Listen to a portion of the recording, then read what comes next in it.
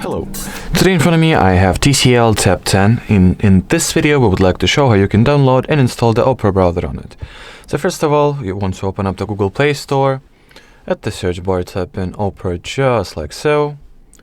Once the new app is found, you want to click on this green install button and wait for the application to get downloaded and installed.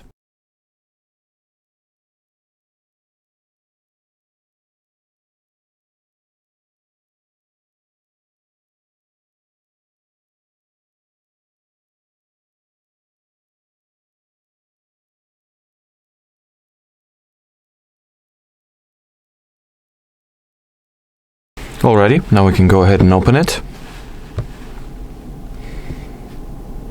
Here there is a very simple setup process which we'll undergo, which only includes this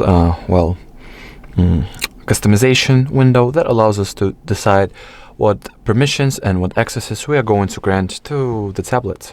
So you can either customize them or click on allow and grant everything that it needs. And that is pretty much it. So thank you so much for watching, and bye-bye.